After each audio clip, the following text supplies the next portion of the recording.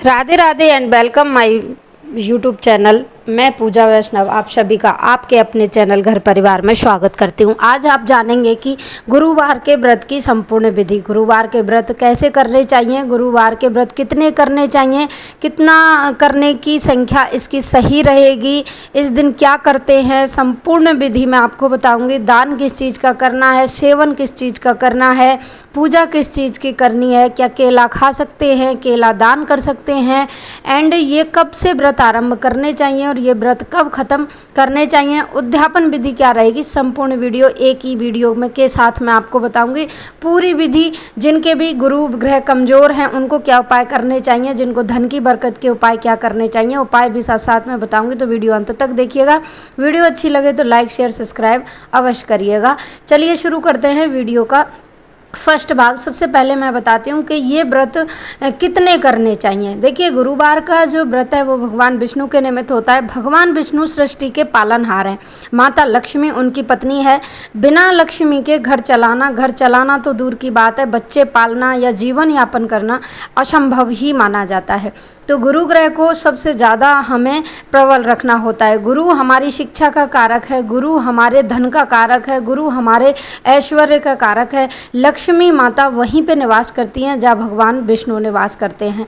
तो सबसे महत्वपूर्ण हो गया गुरुवार। क्यों करना चाहिए? क्योंकि आपको अगर गुरु ग्रह कमज़ोर है कुंडली में, या फिर आपकी दशा गुरु की चल रही है, तो आपको ये गुरुवार के व्रत अमृत के समान माने जाएंगे। यानी कि आपको ये व्रत जीवन में एक बार अवश्य रूप से करने चाहिए। जो लोग पहले कर चुके हैं उनको विधि पता होगी, लेकिन जिन लोगों ने नहीं किया है उनके लिए मैं विधि बता देती हूँ। अगर उन्होंने पहले किया और उनकी कोई मनोकामना पूर्ण नहीं हुई तो आप दोबारा कैसे कर सकते हैं। सबसे पहले तो इनकी संख्या आपको लेनी है। सबसे मिनिमम 7 या 11 या 21 की संख्या में ये व्रत किए जाते हैं। ये व्रत आप कभी भी शुक्ल पक्ष के दिन से आप आरंभ कर सकते हैं। यानी जो शुक्ल पक्ष में गुरुवार पड़ता है उससे आप आरंभ करें, ना कि कृष्ण पक्ष से आरंभ किया जाता है। उसके बाद आप जिस दिन आप ये व्रत का संकल्प ले रहे हों, करने का विचार कर रहे हों, उसी दिन आप सुबह सवेरे उठने के बाद, स्नान आदि करने के बाद आपको संकल्प धारण करना है। संकल्प में आप पीला फूल रख के, दक्षिणा रख के, हाथ में जल लेके आप ये संकल्प लीजिएगा कि मैं 7 दिन व्रत करूँगा, 7 बार व्रत करूँगा, या फिर मैं 11 बार करूँगा या 21 बार करूँगा। उसके बाद उद्यापन किया जाता है। अब मैं आपको बता देती हूँ कि इस व्रत के नियम क्या होते हैं। इस व्रत का नियम होता है कि हमें गुरुवार के दिन ना तो सर धोना होता है, यानी कि बाल नहीं धो सकते, कंघी नहीं कर सकते, तेल नहीं लगा सकते, साबुन नहीं लगा सकते, एंड हम नमक नहीं खा सकते। ये इसके विशेष नियम होते हैं। इसमें नमक नहीं खाया जाता है, पीला भोजन किया जाता है, पीले ही वस्त्र धारण किए जाते हैं। दिन पीले कपड़े पहने, पीली चने की दाल आपको लेनी है सामग्री में, पीला आपको हल्दी लेनी है। चंदन के लिए भी, अगर आप चंदन भी लगा सकते हैं, चंदन भी ले सकते हैं। सबसे नियम तो इसका यही है, गुड़ चने की दाल से इसका पूजन किया जाता है। अब इसकी जानकारी मैं आपको बता दूं, क्या करना है क्या नहीं करना है। ये तो आपने जान ही लिया कि आपको उस दिन नमक नहीं खाना है, बाल नहीं धोने हैं, कपड़े नहीं धोने हैं, घर में पोंछा नहीं लगाना है, नमक का सेवन नहीं करना है, एंड आपको उस दिन नए वस्त्र भी धारण नहीं करने होते हैं। यानी कि आप फटे वस्त्र ना पहने, कोई भी दूसरा कपड़ा पहने, लेकिन फटे वस्त्र उस दिन ना पहने।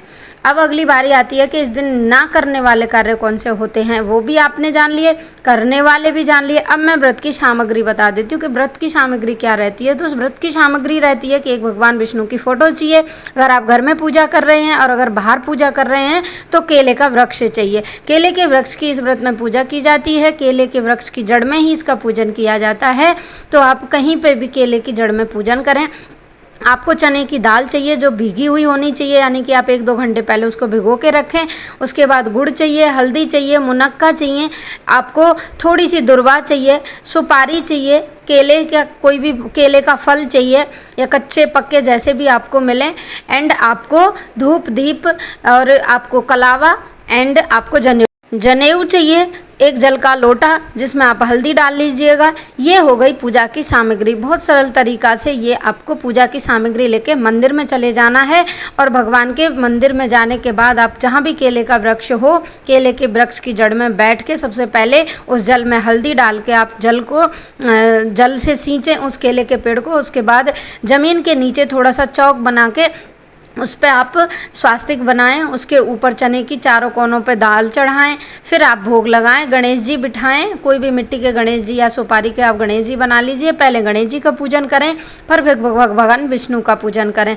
पहले भगवान विष्णु को स्नान कराएं, उसके बाद चंदन लगाएं, उनको वस्त्र रूपी कलावा पहनाएं और आप जनेऊ पहनाएं। उसके बाद उनको भोग लगाएं, केले का फूल चढ़ाएं, केले का फल चढ़ाएं और उसके बाद आपको धूप दीप दिखा के भगवान की कथा सुननी है। कथा सुनने के बाद आप आरती करें। कथा मेरे चैनल पे है, आपको लिंक बेल आइकन में मिल जाएगा, वहाँ से आप दोनों कथा बुक की एक साथ हैं और एक साथ ही आरती सहित मेरी वो पूरी वीडियो है, आप वहाँ जाके विजिट कर सकते हैं। ये हो गया आपको ये पूरा पूजा की पूरी विधि हो गई। उसके बाद जब आप घर पे वापस आएँ कथा सुनने के बाद, तो आपको क्या करना है कि जो चने की दाल आपने ली थी उस चने की दाल का आप प्रसाद सभी में वितरित करें गुड़ के साथ। उसके बाद बची हुई चने की दाल पूरी गाय माता जहाँ भी मिले गाय माता को वो खिला देनी है। जो हल्दी पूजा का सामान था वो एक जगह करके सारा सामान आपको गाय को खिला देना है। हल्दी का ही उस दिन आपको खुद को टीका करना है।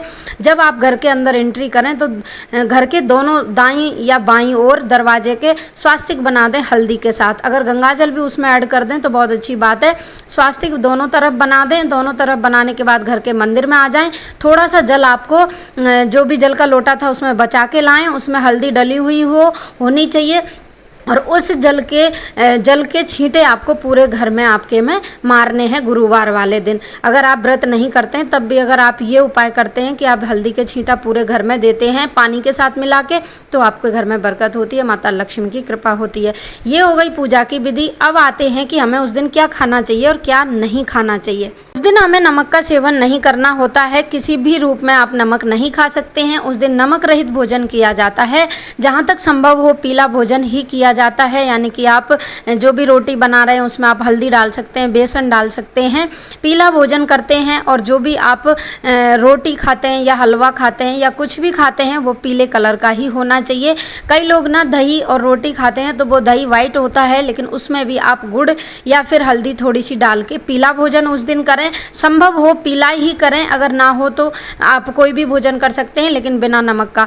अब बारी आती है, कई सवाल ये आते हैं कि केला खाना है या नहीं खाना। देखिए केले का हमने पूजन किया है तो हम केले का सेवन नहीं करेंगे। जिस चीज़ का हम पूजन कर रहे हैं उसको सेवन करना हमारे शास्त्रों में वर्जित माना जाता है। जब भी आप इसकी चीज़ की पूजा करें बृहस्पतिवार की, गुरुवार की, तो आपको केला नहीं खाना है। केले का आप मंदिर में दान कर सकते हैं, किसी कन्या को आप दान कर सकते हैं, किसी ब्राह्मण को दान कर सकते हैं, तो आपका गुरु ग्रह प्रबल होता है।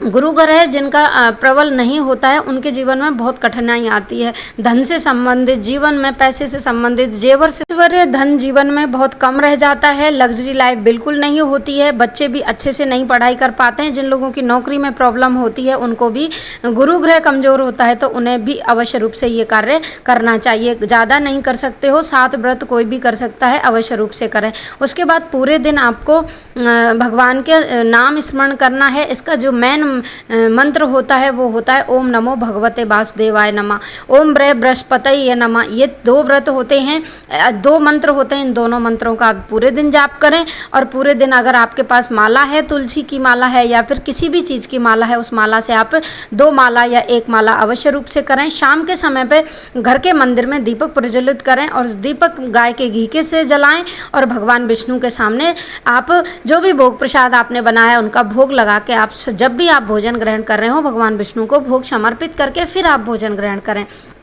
अब आती है उद्यापन की बारी। उद्यापन व्रत पूर्ण होने के वाले लास्ट वाले दिन किया जाता है। उसमें आप किसी भी एक ब्राह्मण को बुला के उसको पीली चीज़ों का भोजन कराया जाता है। पीली चीज़ें पीली चीज़ों का ही दान किया जाता है। उसकी एक विधि होती है कि एक दिन पहले आप किसी ब्राह्मण को न्योता दे के आइए, उनको बोल के आइए कल मेरे यहाँ भोजन करने आएँ। सुबह उठें, सवेरे उठ के वही रेगुलर पूजा करनी है जैसे आप रोज़ पूजा करते हैं। उसके बाद ब्राह्मण देव आ जाएँ तो उनका अच्छे से स्वागत करें, उनके पैर धोएं, उनको आसन पर बिठा के फिर पीले भोजन उनको कराएं, पीले वस्त्र उनको दान करें।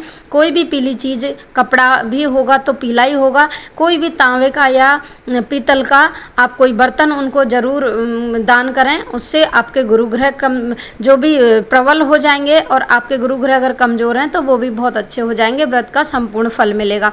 उसमें एक सवा किलो चने की दाल और 1.25 किलो गुड़ अवश्य रूप से दान में आप शामिल करें। 1.25 केजी ये चीज़ देने के बाद ब्राह्मण को वस्त्र और दक्षिणा देने के बाद ब्राह्मण के पैर छू के आशीर्वाद ले लें और आपके गुरुवार के व्रत कंप्लीट हो जाते हैं। संपूर्ण विधि मैंने एक साथ बताई है, क्या उपाय करने हैं, कैसे आपको उपाय करने हैं, कैसे आपको व्रत करना है, ये संपूर्ण विधि एक साथ है। वीडियो पसंद आई हो तो लाइक शेयर ज़रूर करें। राधे राधे।